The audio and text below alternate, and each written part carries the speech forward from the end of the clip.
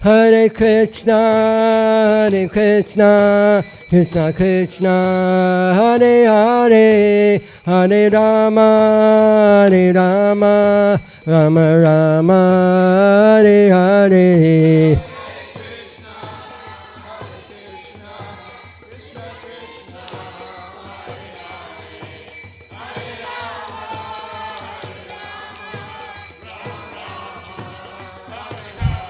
Hare Krishna, Krishna Krishna, Hare Hare, Hare Rama, Rama Rama, Hare Hare.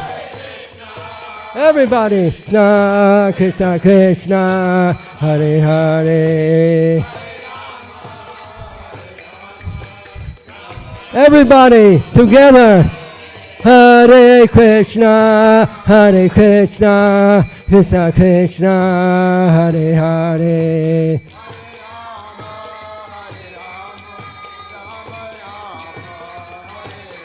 Nitya Gaura Haribo, Haribo, Haribo, Nitya Gaura Haribo, Nitya Gaura. Jaya Radha, Kala Chandi Radha, Kala Chandi Radhe.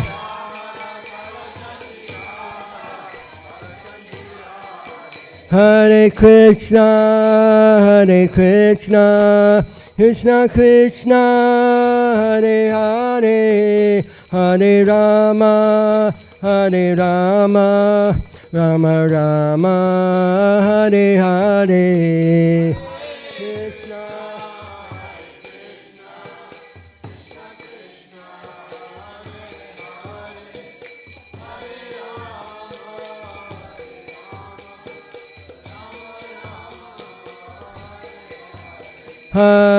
Krishna, Hare Krishna, Krishna Krishna, Hare Hare, Hare Rama, Rama Rama, Hare Hare.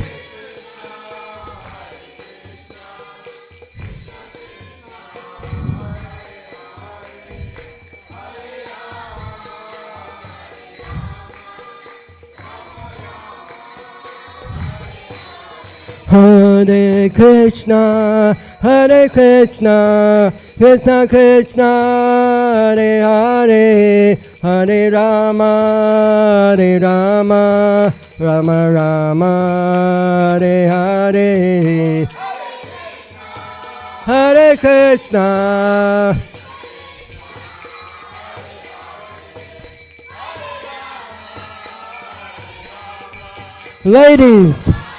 Ladies only. Ladies.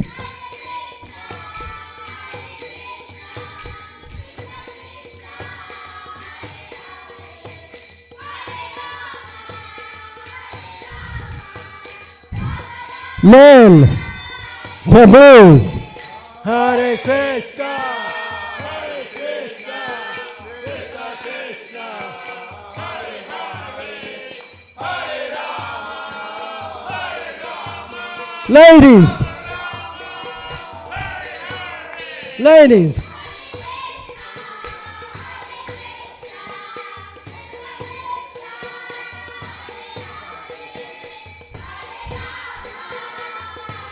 Okay, men, give it everything you got, men.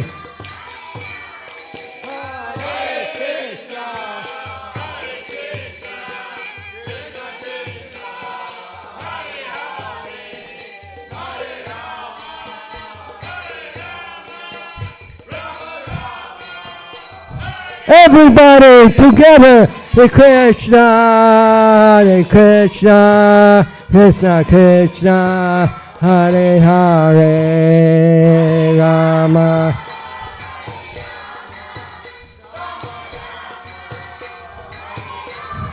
Jaya Prabhupada, Jaya Prabhupada, Srila Prabhupada.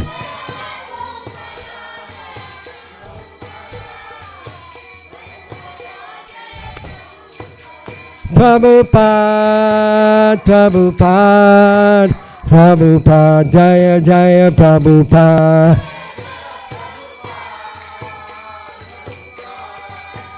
Prabhupada, Jaya Jaya Prabhu.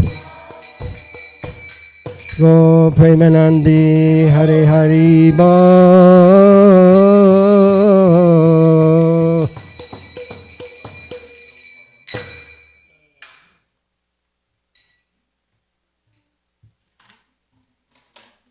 Jayam Vishnupad Paramahansa Purvikacharya Asatara Sata Shri Srimad. His Divine Grace Srila A.C. Bhaktivedanta Swami Srila Prabhupada Ki Jai. Jayam Vishnupad Paramahansa Purvikacharya Asatara Sata Shri Srimad. His Divine Grace Srila Bhakti Siddhanta Saraswati Goswami Prabhupada Ki Jai. Anantakoti Vaishnavinda Ki Jai. Namacharya Srila Haridas Thakur Ki Jai. Prem Se Kaho Sri Krishna Chaitanya Prabhu Nityananda Shri Advaita Gadadhar Shivasari Gaur Bhaktavrinda Ki Jai.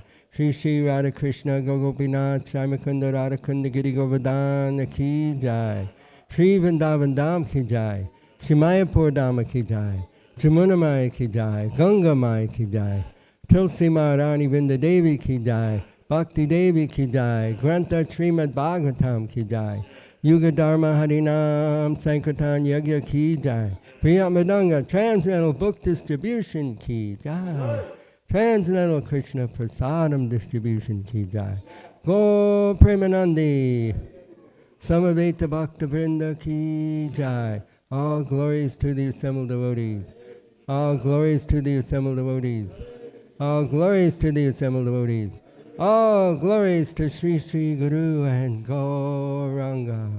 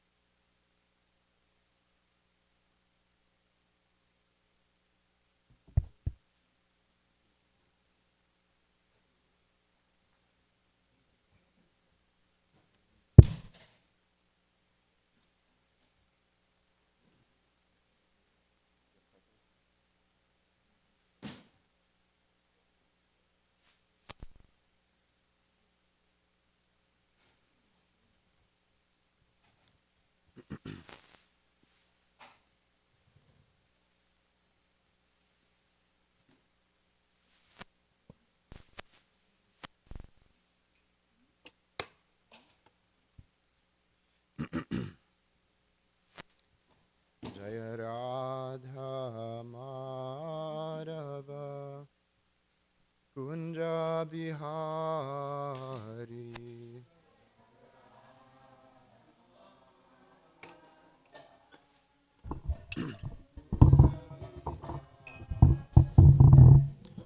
Jaya Radha Madhava Kunja Bihari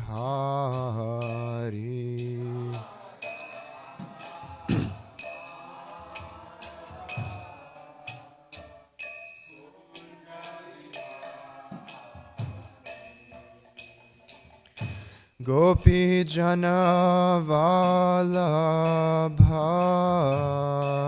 Girivaradhari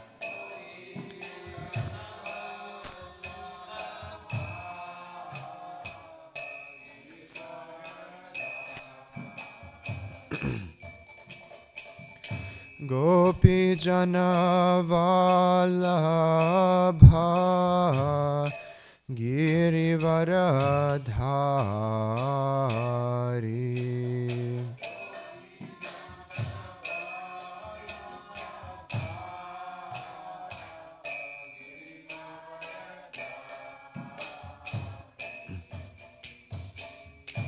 Jashodanandana Vraja Jana Ranjana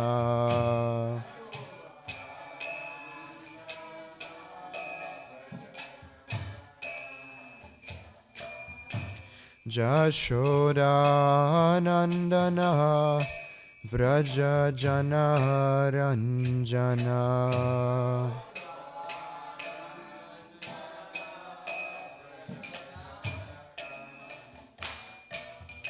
Jamuna Tira Vanachari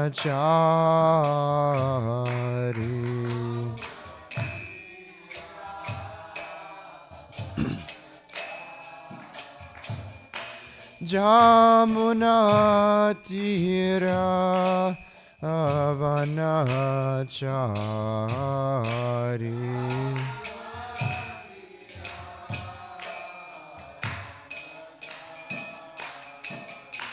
Jaya Radha Madhava Kunja Bihari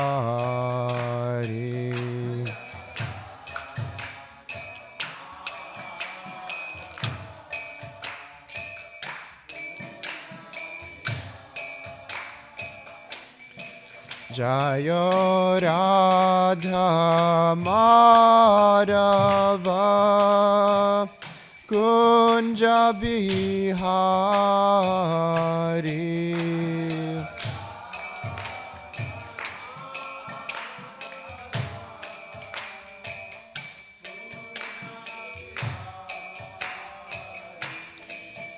Hare Krishna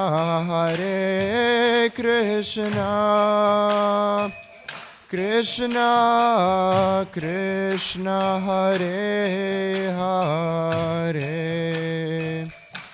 Hare Rama Rama Rama Rama Hare Hare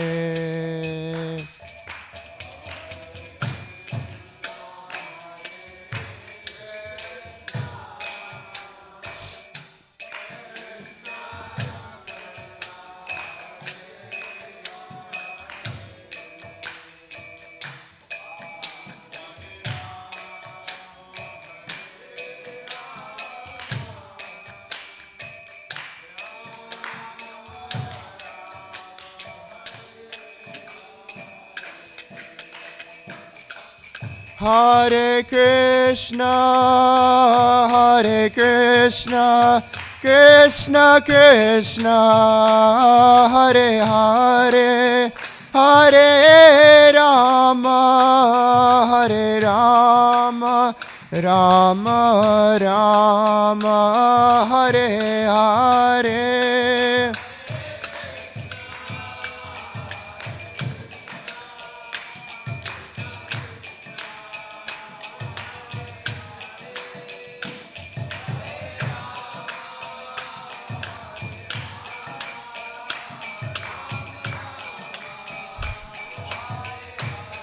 Hare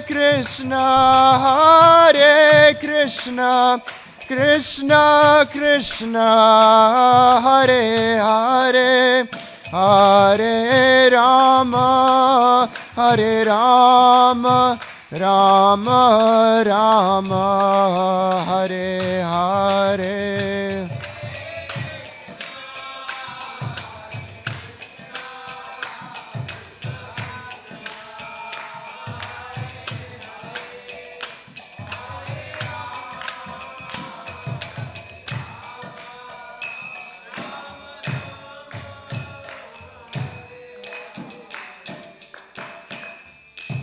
Jai Om Vishnupad Paramahamsa Parivrajakacharya Shrotar Sata Shri Srimad, His Divine Grace A.C. Bhaktivedanta Swami Srila Prabhupada Ki Jai.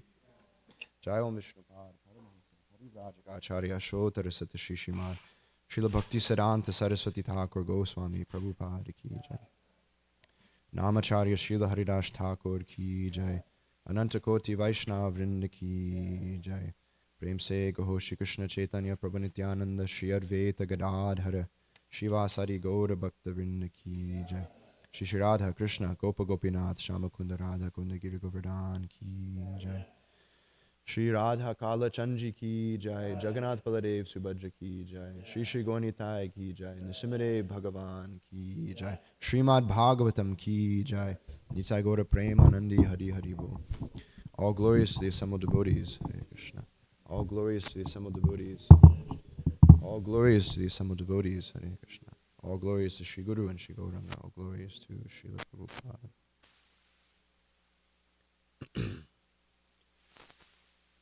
Om Namo Bhagavate Vasudevaya.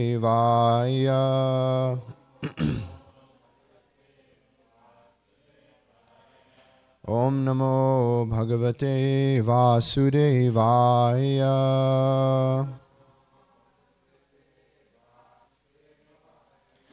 Om Namo Bhagavate Vasudevaya.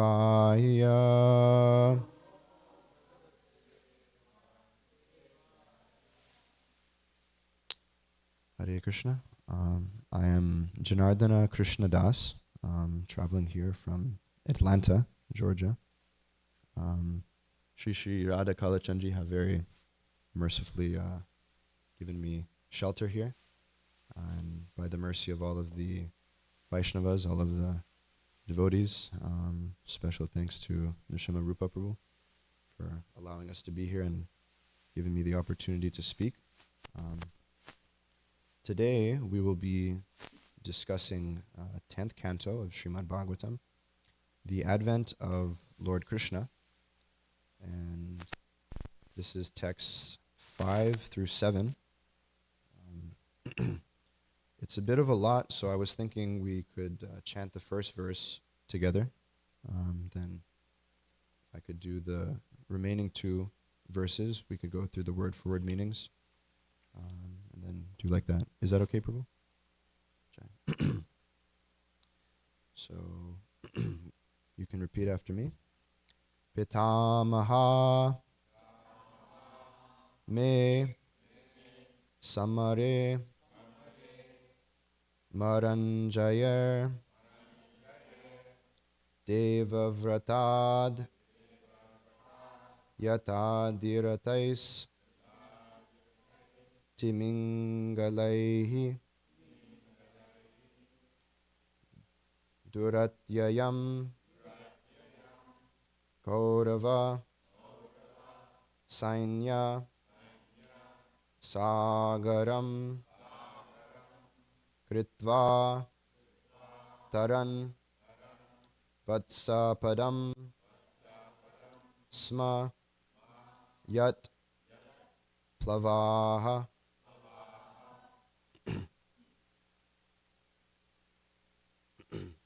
Pitamaha me smare marn Pitamaha me samare maranjayer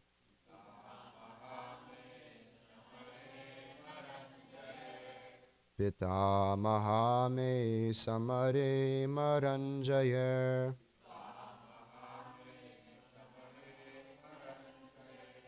Deva Vratadya Tirataisti Mingalaihi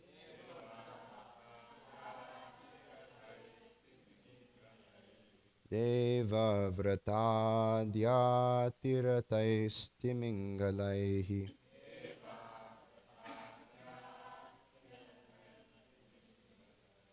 Duratyayam Kaurava Sainya Sagaram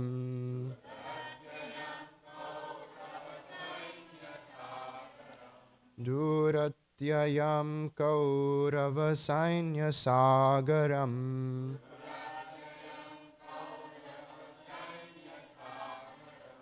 Kritva taranvatsapadam smayat plavaha.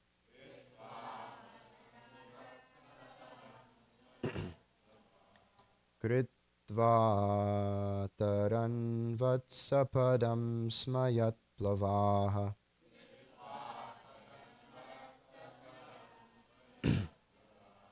Pitamaha me samare maranjaya.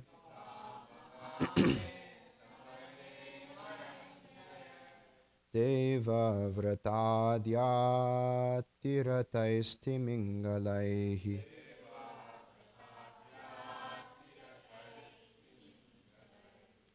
Duratyayam kaurava sainya sagaram.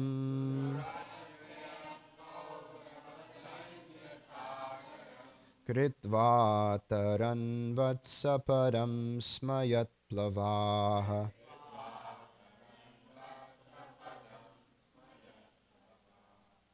Devotees can please chant.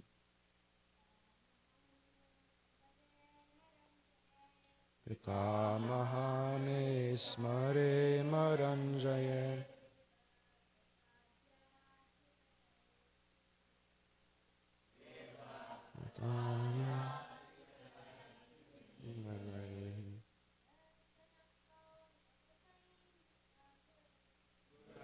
Tayam haurava sainya sagaram.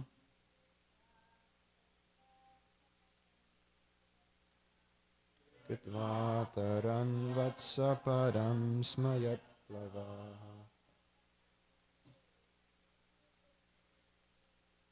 Amahame maranjaya.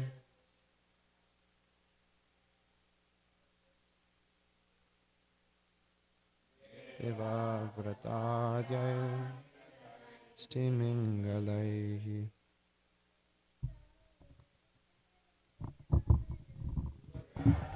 Yambura sainya sagaram.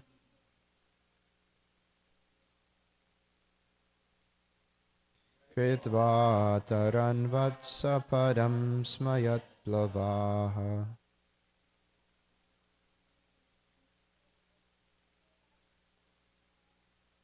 Tamaha me samare maranjaya.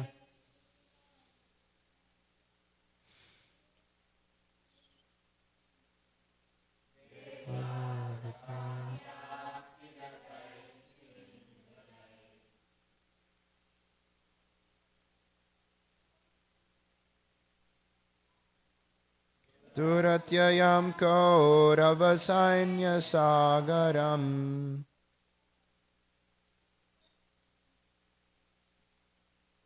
Tvataran vatsapadam smayat plavaha. Pitamaha me samare maranjaya.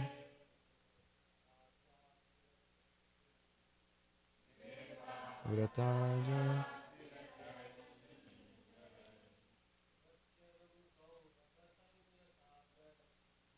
Pratyayam kaurava sainya sagaram. Tvataran vatsapadam smayat plavaha.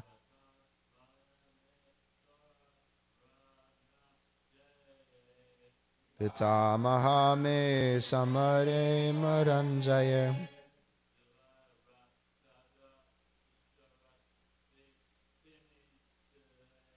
Deva vratadya tirataisti mingalaihi.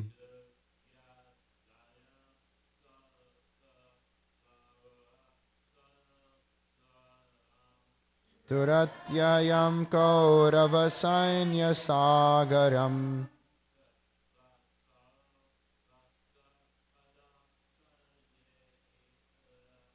Kritva taran vatsapadam smayat plavaha.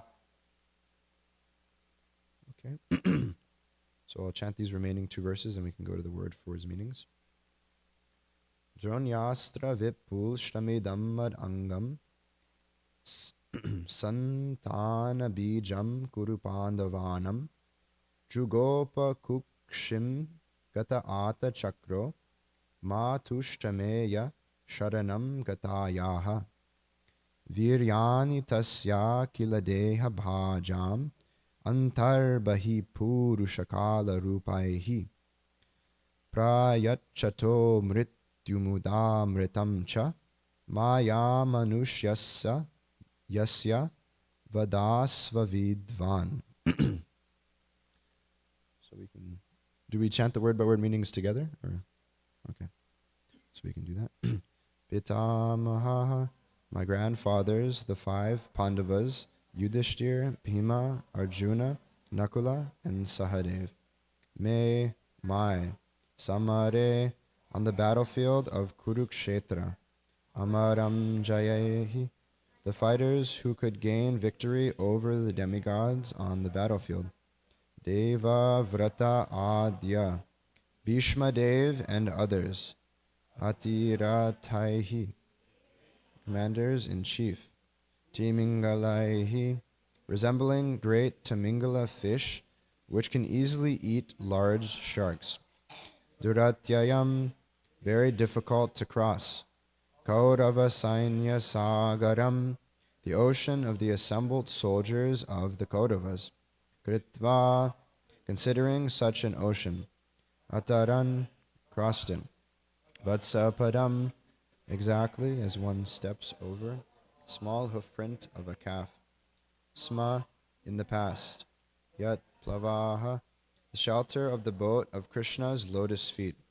Droni, of Ashvathama. Astra, by the Brahmastra. Vipushtam, being attacked and burned. Idam, this. Matangam, my body. Santanam bijam, the only seed left, the last descendant of the family. Kuru Pandavanam, of the Kurus and the Pandavas, because no one but me lived after the battle of Kurukshetra. Jugopa, gave protection. Kukshim, within the womb. Gataha, being placed. Ata chakraha, taking in hand the disc. Mautu, of my mother. Cha, also. Me, my. Yaha, the Lord who. Sharanam, the shelter. Gatayaha, who had taken. Viryani, the glorification of the transcendental characteristics. Tasya, of him, the supreme personality of Godhead. Akila deha bhajam, of all the materially embodied living entities. Antabahihi, inside and outside. Purusha, of the supreme person. Kala rupaihi, in the form of eternal time. Prayachataha, who is the giver. Mrityum, of death. Uta, it is so said. Amritam cha, and eternal life. Maya manushyasya, of the Lord who appeared as an ordinary human being by his own potency. Vadasva, kindly describe. Vidvan, O learned speaker, Shukadev Goswami. Translation and purport by His Divine Grace, A.C. Bhaktivedanta Swami, Srila Prabhupada Ki Jai. Translation, taking the boat of Krishna's lotus feet, my grandfather, Arjuna, and others crossed the ocean of the battlefield of Kurukshetra, in which such commanders as Bhishmadev resembled great fish that could have very easily swallowed them. By the mercy of Lord Krishna, my grandfathers crossed this ocean, which was very difficult to cross, as easily as one steps over the hoofprint of a calf. Because my mother surrendered unto Lord Krishna's lotus feet, the Lord's Sudarshan Chakra in hand entered her womb and saved my body, the body of the last remaining descendant of the Kurus and the Pandavas, which was almost destroyed by the fiery weapon of Ashvatthama. Lord Sri Krishna, appearing within and outside of all materially embodied living beings by his own potency in the forms of eternal time, that is, as Paramatma and as Virat Rupa, gave liberation to everyone, either as cruel death or as life. Kindly enlighten me by describing his transcendental characteristics. Purport. As stated in Srimad Bhagavatam 10.14.58, Samastriya ye pada plavam Mahat padam punya yasho murehe Pavam bhudir vatsa param param padam Padam padam yad vipadam natesham. For one who has accepted the boat of the lotus feet of the Lord, who is the shelter of the cosmic manifestation and is famous as Murari, or the enemy of the Mura demon, the ocean of the material world is like the water contained in a calf's hoofprint. His goal is Param Padam, or Vaikuntha, the place where there is no material miseries, not the place where there is danger at every step. One who seeks shelter at the lotus feet of Lord Krishna is immediately protected by the Lord. As the Lord promises in Bhagavad Gita 1866, Aham tvam sarva papebhyo mokshayisyami ma suchaha. I shall deliver you from all sinful reactions, do not fear. By taking shelter of Lord Krishna, one becomes under the safest protection. Thus, when the Pandavas took shelter of the lotus feet of Krishna, all of them were on the safe side of the battlefield of Kurukshetra. Parikshit Maharaj therefore felt obliged to think of Krishna in the last days of his life. This is the ideal result of Krishna consciousness. Ante Narayana Smritihi. If at the time of death one can remember Krishna, one's life is successful. Parikshit Maharaj, therefore, because of his many obligations to Krishna, intelligently decided to think of Krishna constantly during the last days of his life. Krishna had saved the Pandavas, Maharaj Parikshit's grandfathers, on the battlefield of Kurukshetra. And Krishna had saved Maharaj Parikshit himself when he was attacked by the Brahmastra of Ashvatthama. Krishna acted as the friend and worshipful deity of the Pandava family. Moreover, apart from Lord Krishna's personal contact with the Pandavas, Krishna is the super soul of all living entities, and he gives liberation even if one is not a pure devotee. Kamsa, for example, was not at all a devotee, yet Krishna, after killing him, gave him salvation. Krishna consciousness is beneficial to everyone, whether one is a pure devotee or a non-devotee. This is the glory of Krishna consciousness. Considering this, who will not take shelter at the lotus feet of Krishna? Krishna is described in this verse as Maya Manushya, because he descends exactly like a human being. He is not obliged to come here like karmis or ordinary living beings.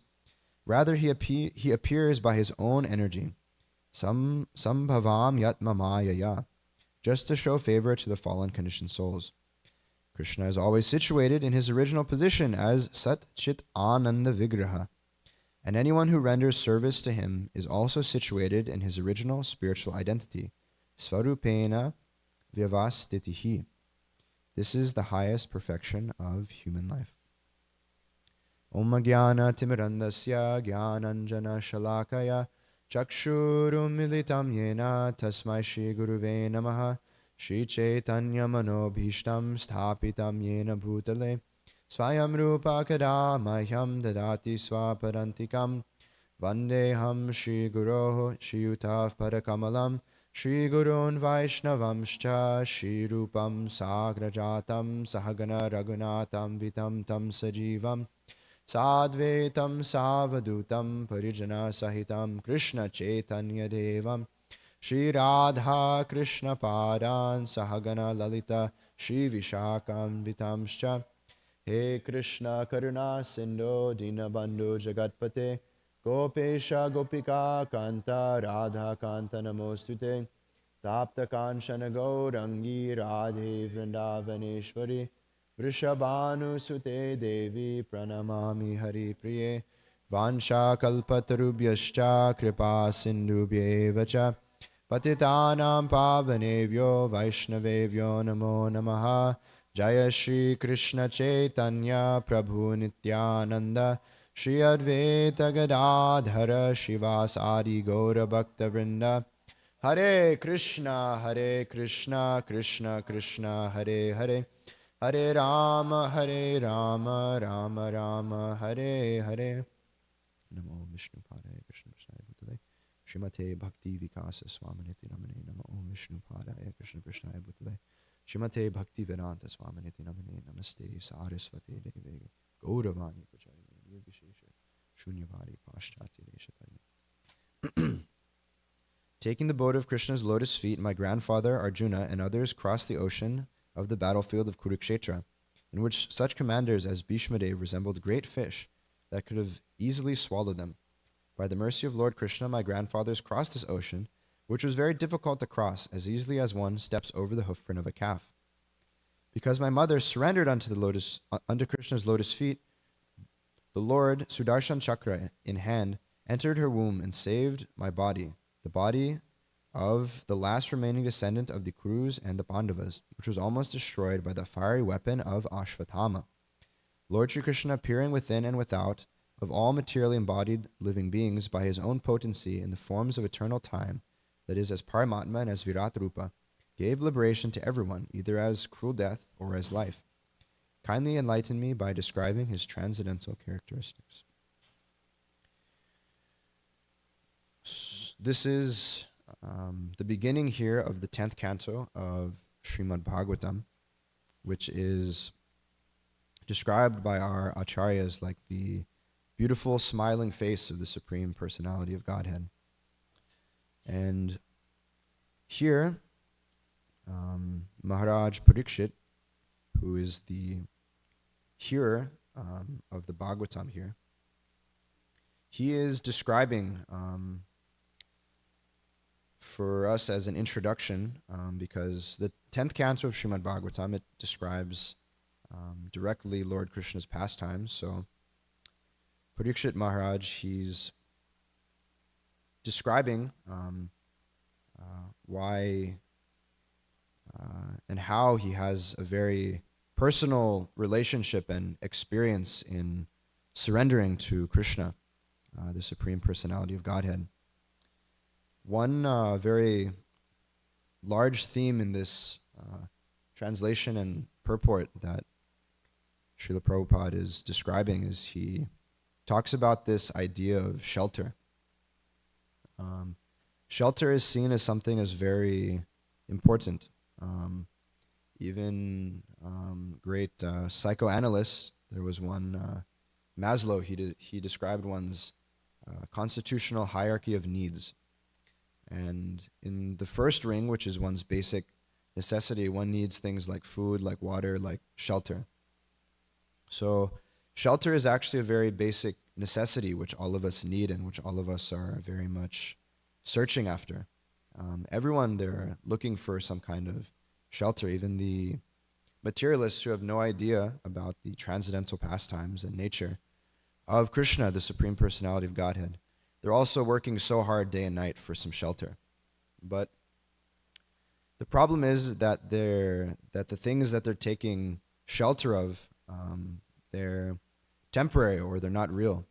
Srila Prabhupada described this material world almost like a dream, or like a mirage in the desert. So in this analogy, Prabhupada said that throughout one's day, one might see gold, one might see a mountain, and in one's dream, they see a big golden mountain, which doesn't exist, but that doesn't mean that the gold or the mountain don't exist. Similarly, in the desert, when one sees a mirage, it isn't that there is an absence of water completely in the desert, but the thing that they're looking to take shelter of is unreal. It's temporary. It's not a real or permanent thing. So we should understand what is actually worth taking shelter of. And Srila Prabhupada, quoting here from Srimad Bhagavatam, he describes that for one who has real shelter, the symptom of one who has found real shelter is that the problems of this material world, they almost dry up completely. This theme is actually very common throughout the 10th canto of Srimad Bhagavatam. There's a couple more analogies like that. I'll pull up one verse here. This is Srimad Bhagavatam, 11th canto, 20th chapter, verse number 17, where the Bhagavatam describes that the human body, which can award all benefit in life, is automatically obtained by the laws of nature, although it is a very rare achievement.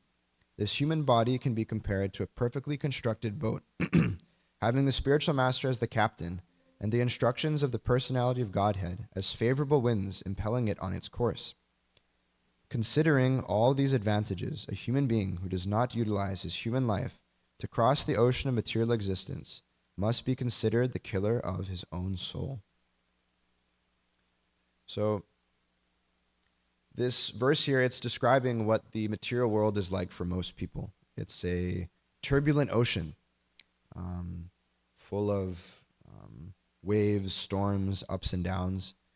And for one who doesn't have proper shelter, this material world is a very, very difficult place. Not only is it very difficult, but it's very dangerous also. This first verse here that Srila Prabhupada quotes, the last line says, Padam padam na vipadam natesham.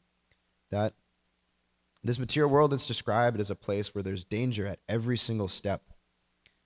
Krishna also in the Gita, he says that this material world is dukalayam ashashvatam, that it's a temporary and very miserable place. And we should understand this, and we should search for something that is real shelter. And in that verse in the 11th canto that I just quoted, Bhagavatam is describing what real shelter actually is.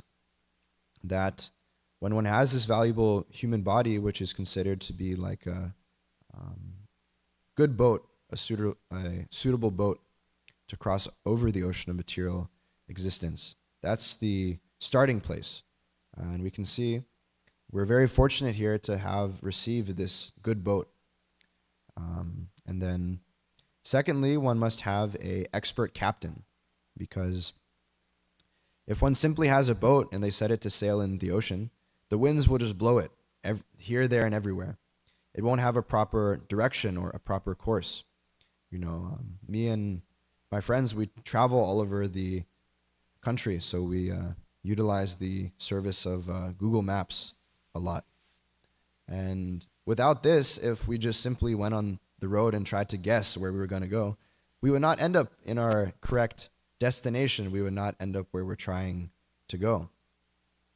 So one who has a very expert guide, a very expert captain, which is described as the spiritual master, he can actually guide one. He can guide this favorable boat on its course.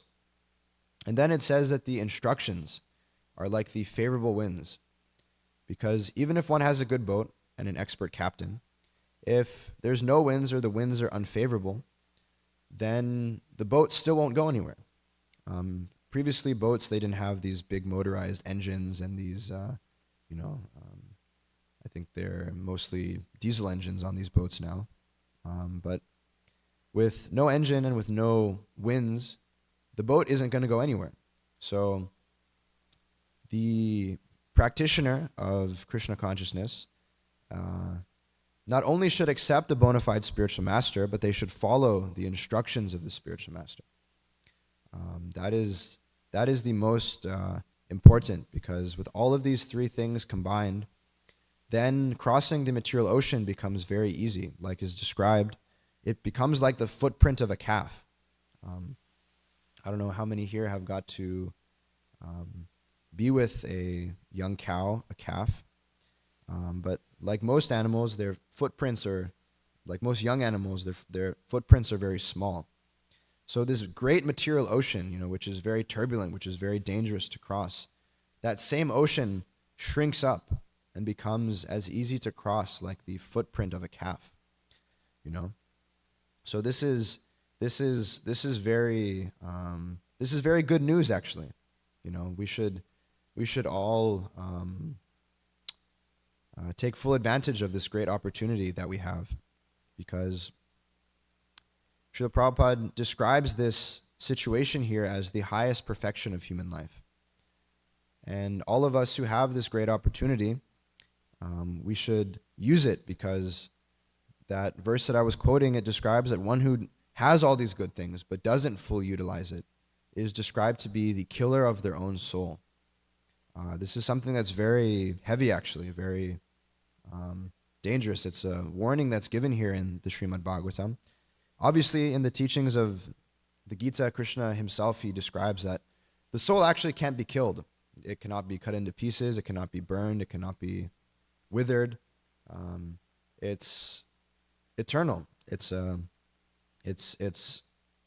actually can't be destroyed. But this example is given because for one who has such a great opportunity in this human form of life, and has given these valuable instructions of Krishna consciousness, they have the opportunity in this very lifetime to go back home, back to Godhead, to attain their original constitutional position, and exist as the spirit soul in the spiritual world serving Krishna.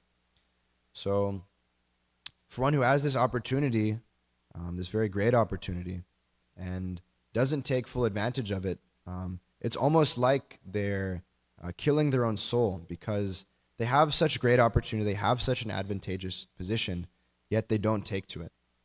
So this is something that's very important, and we see it's common for most people, unfortunately, that they'll acknowledge the importance.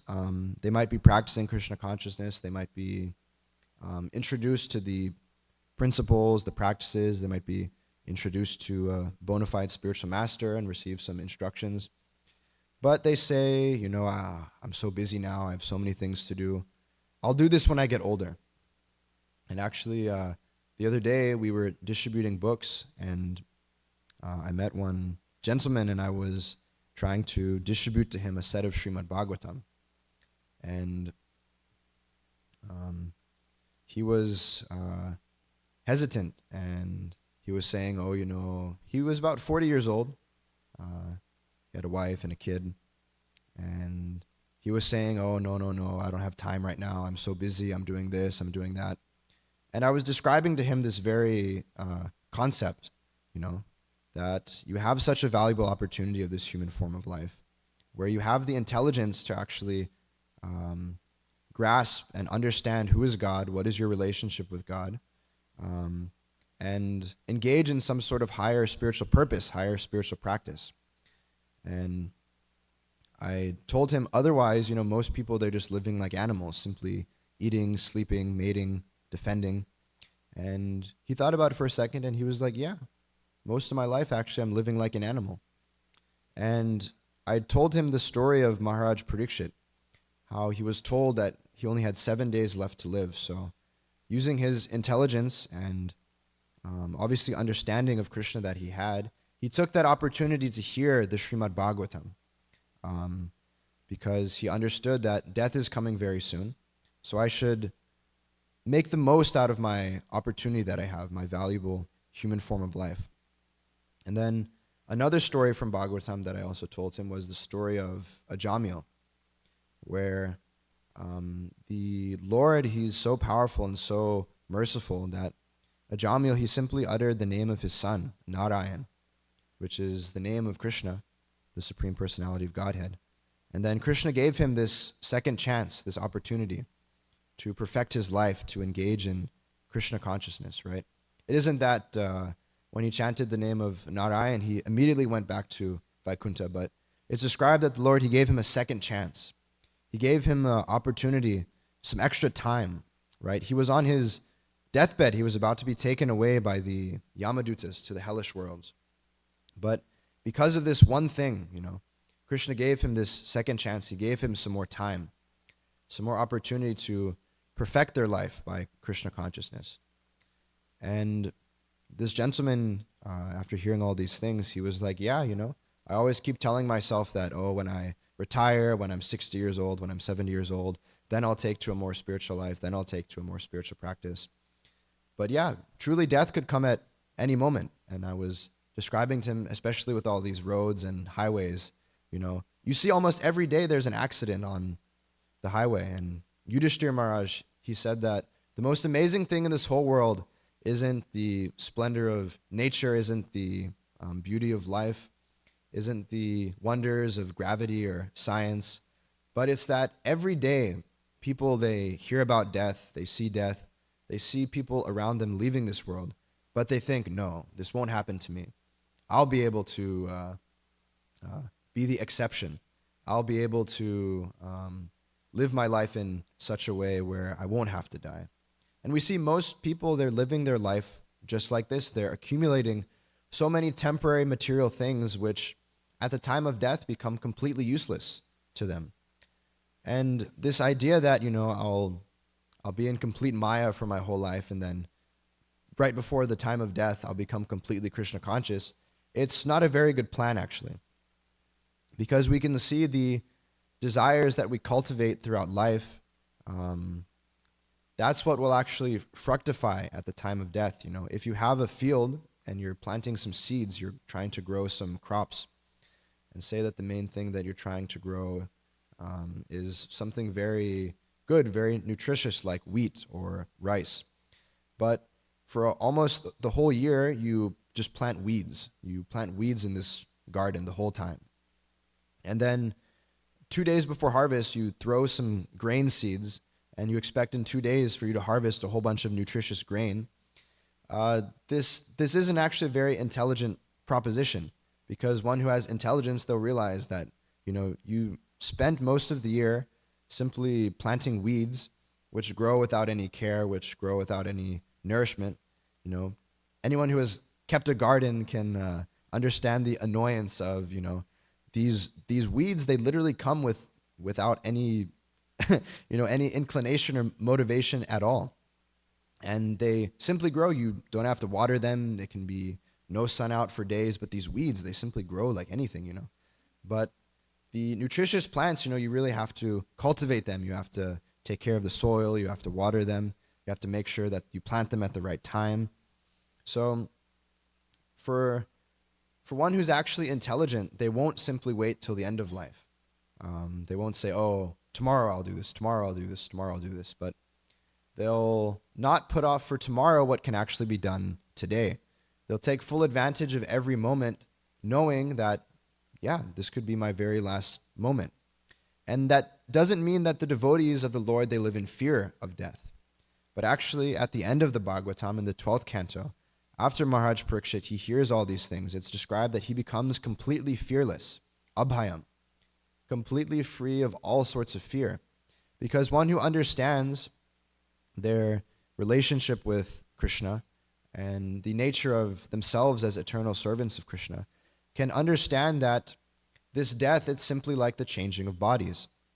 In the Bhagavad Gita, it's described that the changing of bodies at death is just as simple as one changes their clothes, One changes clothes and puts on different ones almost every single day. It isn't something that we think about very much, actually. So for one who's in knowledge, they aren't afraid of death. This is actually one of the qualities of one who's in knowledge, is they become completely fearless. And we get a lot of encouragement, actually, from the Bhagavad Gita. Krishna himself, he describes in the 8th chapter, verse number 6, Yam yam vapi smaram bhavam tayajyante kalevaram tam tam e vaiti kaunteya sada tad bhava bhavitaha. That whatever state of being one remembers when he quits his body, O son of Kunti, that state he will attain without fail. So this is the assurance that Krishna gives. And Prabhupada is quoting here in the purport the other assurance. Krishna gives many, but connected here, this verse 1866, Sarva dharman prityaja mamekam sharanam vraja aham tvam sarva papebhyo mokshayasyami masuchaha. That for one who completely gives up all other ideas of work, ideas of religion, and simply surrenders unto Krishna, which means taking full shelter. Right? First I was talking about shelter. So surrendering to Krishna means taking full shelter of the Supreme Personality of Godhead, taking full shelter of Krishna. Then one actually doesn't have to be afraid of anything, because they'll understand no matter what situation, Krishna, he will protect me. And we can see Maharaj Parikshit, who's hearing the Bhagavatam, but who's speaking here, he had practical experience of this. That Ashvatthama, he tried to kill Maharaj Parikshit with a very great weapon of the Brahmastra, which is one of the most powerful weapons actually in ancient Vedic times. It's Prabhupada, when trying to give like a relevant comparison, he would describe it like an atomic bomb, but something that's like very localized. It can be very specific. So this Brahmastra, it's actually very, very great. And it's very hard to counteract this weapon. So even though Ashwatthama, he released this very dangerous weapon, because Parikshit Maharaj describes that his mother was completely surrendered to Krishna, that Krishna gave her full protection. And we should actually be very, very thankful that Krishna did this for Maharaj Parikshit, because it's because, because Krishna does everything for a reason. It isn't that he just saved Parikshit Maharaj just whimsically. But Maharaj Parikshit, one of the reasons why he was saved was so he could be the dharmic king at the onset of Kali Yuga, but also so we could have right now this Srimad Bhagavatam. And having this Srimad Bhagavatam is very nice, obviously, for ourselves.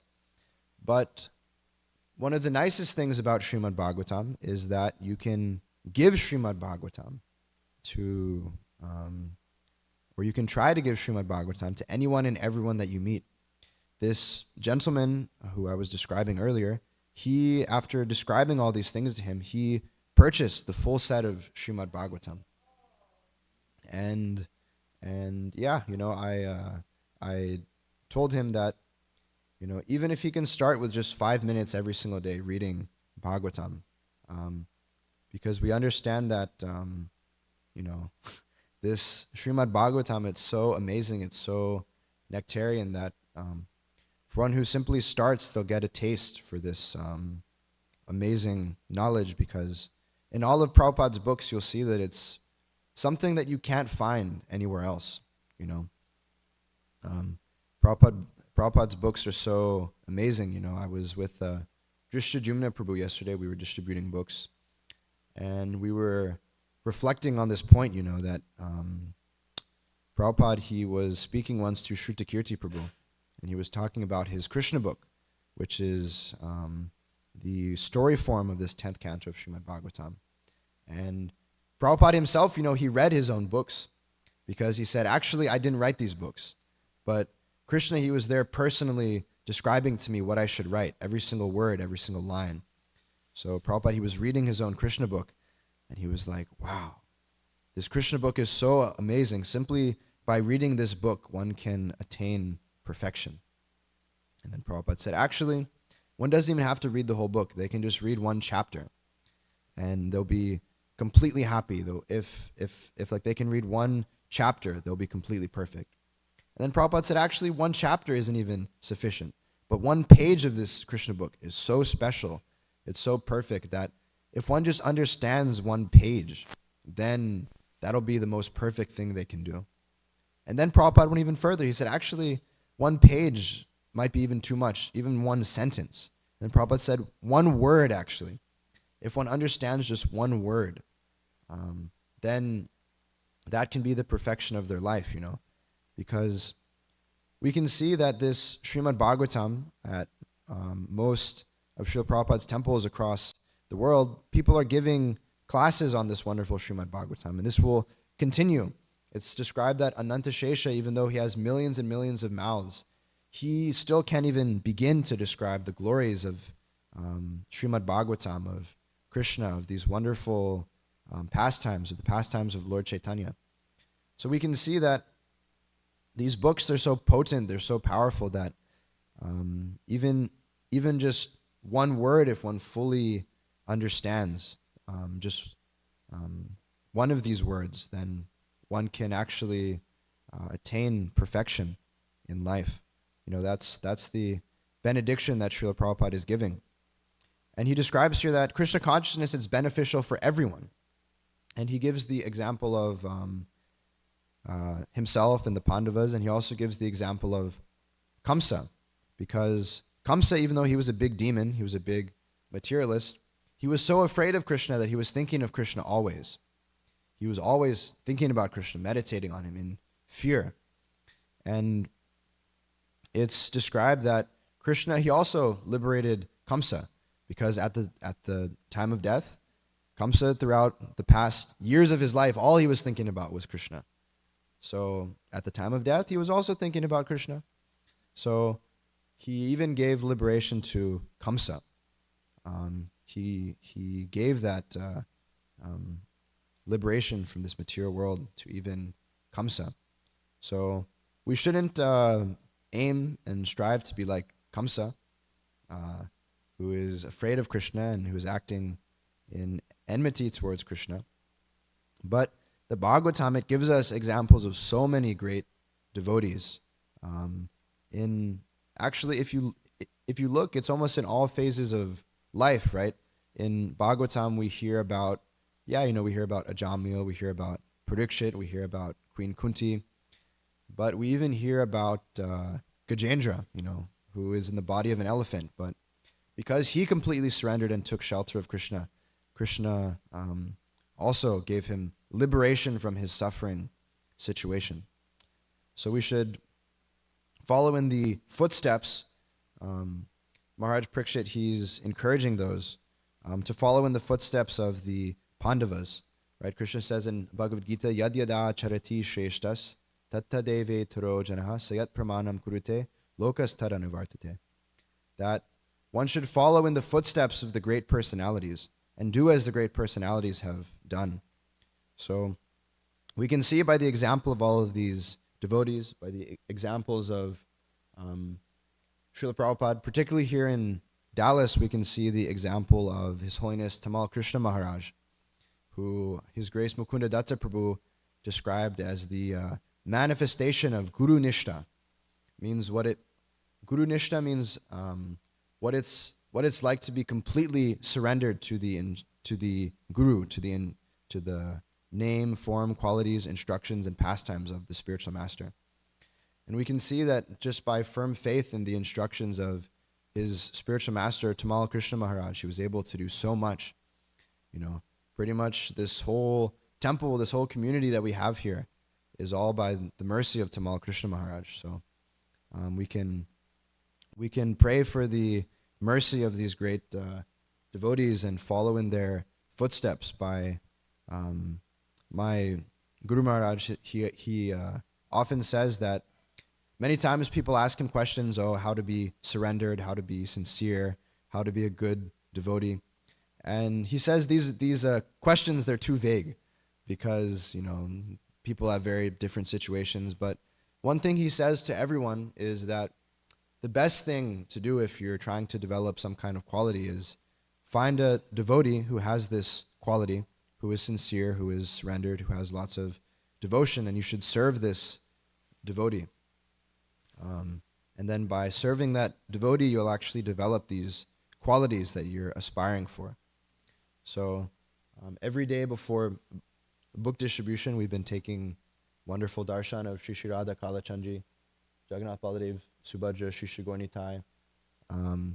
But I've also been making it a big point to take blessings from Srila Prabhupada and Tamal Krishna Maharaj, because by the mercy of the devotees, actually, anything is possible.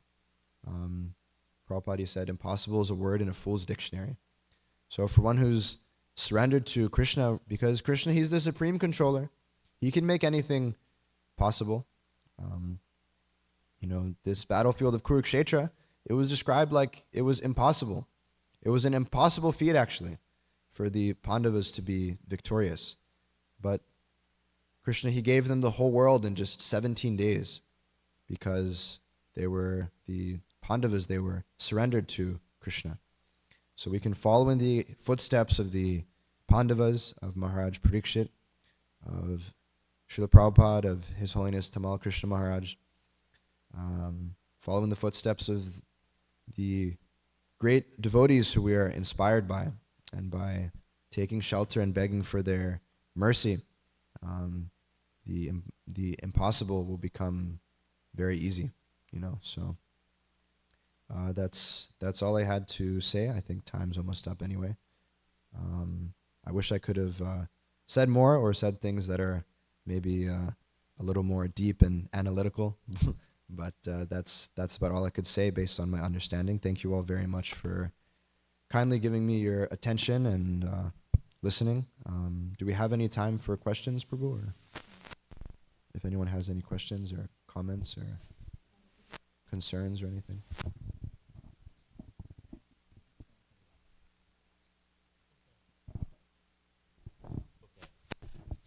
So if I think of Mohini Morty, will I go to the spiritual world?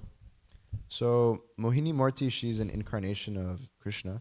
For one who's completely purified and who meditates on this pastime with pure consciousness, there's guarantee that they'll attain that destination. But what we should do is we should follow in the footsteps of our acharyas, like I've been describing, and they've, by their example, they've given us,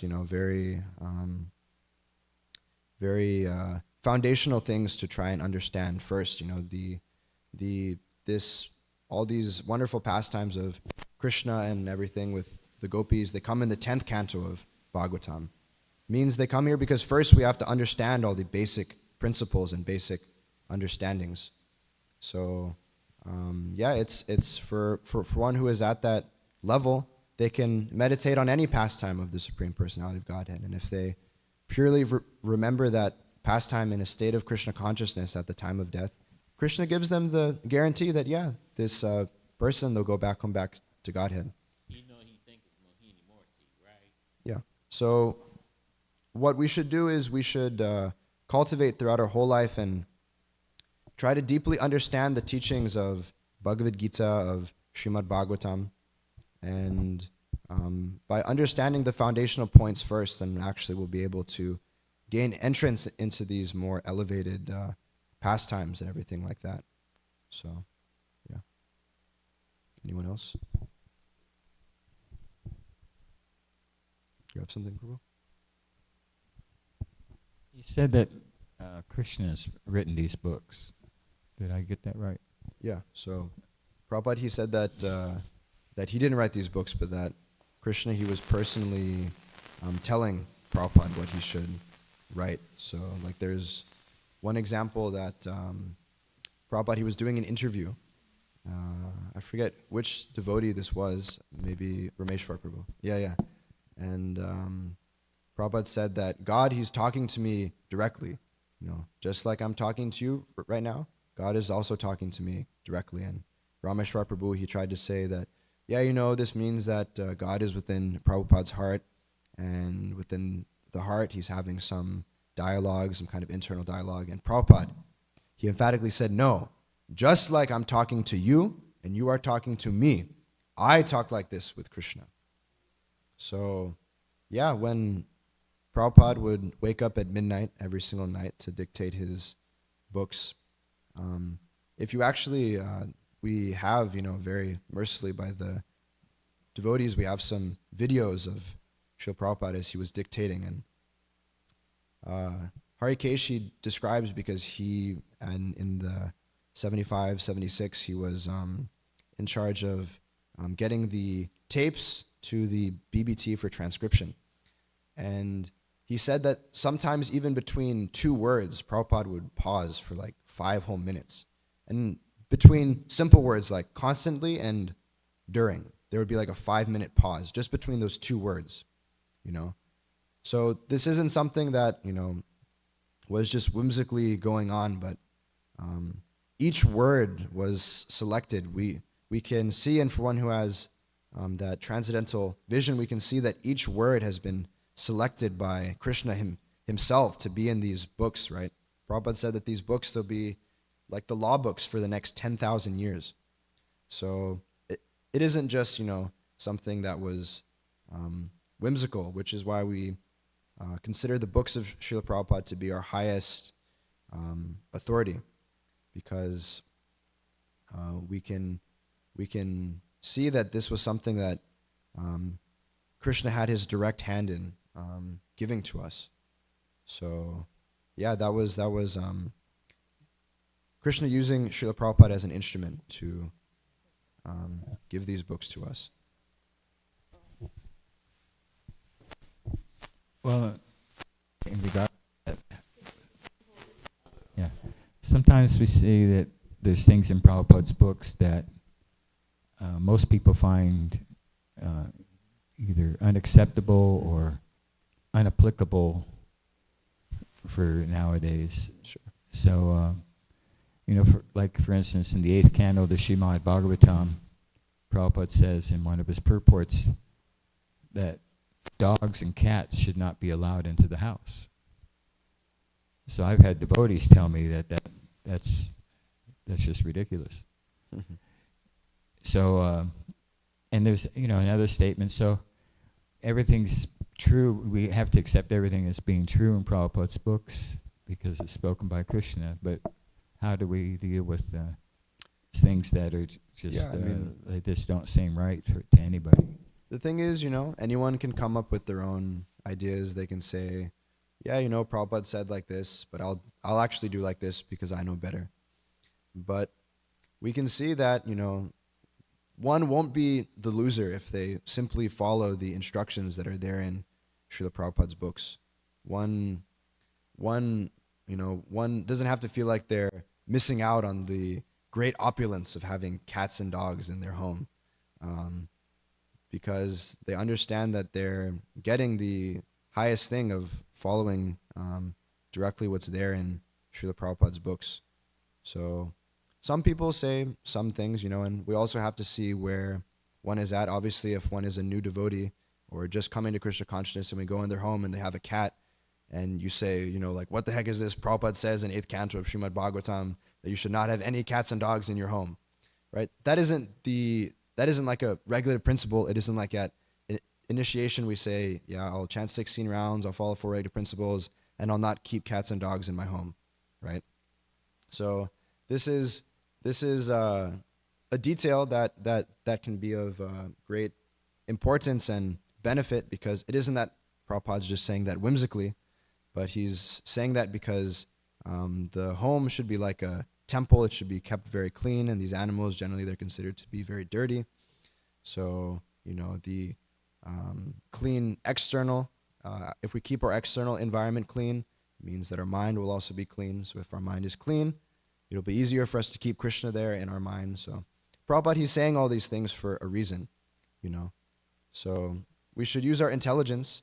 Obviously, like I said, it isn't like the first thing we should tell someone is you should not keep a cat or a dog or any of these things. We should encourage them, no, you should read Prabhupada's books, you should chant. And eventually, if one chants their 16 rounds, they read Prabhupada's books, eventually they'll be able to say, yeah, I don't need to have a cat and a dog in my home. So that's what I would say, Prabhu. Hare Krishna, Mother.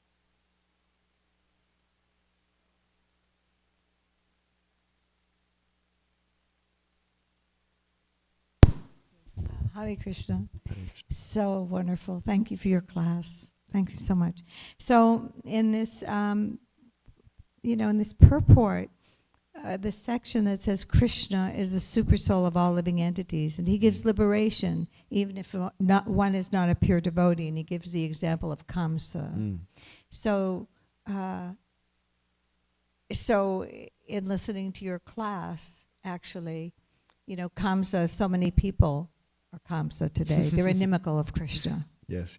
Yes, they don't want to hear about Krishna. When we go out sometimes in Lower Greenville and distributing books and chanting, so people will walk by and you'll approach them and try and connect with them, and they say, I'm good.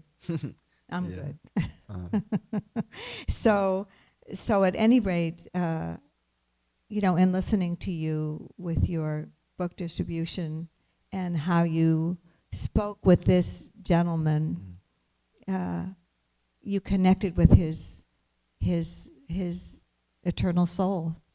You covered, he said, I've been living like an animal. Yeah. But you brought him to a higher taste, actually, by giving practical examples that brought him in touch with his soul. So all glories to your preaching and all the devotees that are going out and distributing books. very inspirational. Hare Krishna. Thank you. Yeah, thank you very much. One thing really quick that I would just like to say on that is that that's why it's very good to do Harinam and book distribution together, because even if one, thinks that, yes, I'll avoid these people by not taking a book. No, right? Krishna's the supreme cheater, so he's cheated them also. Why? Because they've already heard the holy name. The holy name has already entered their ear. It's gone through their ears into their brain and entered into their heart. And it's made that connection there with their eternal spirit soul. So they might think that, they might think that they were the winner, they were successful in avoiding Krishna. But we can see, no matter how big of a demon these people think they are, they're nowhere as big a demon as Kamsa. And not even Kamsa he was able to avoid Krishna. In fact, he was thinking about Krishna always. So by chanting the holy name on the street, these people, they don't know, they actually don't even know what's going on, what kind of great benefit that they're actually getting. So yeah, book distribution we should do, because Prabhupada described it as Brihad Mridanga, because that kirtan that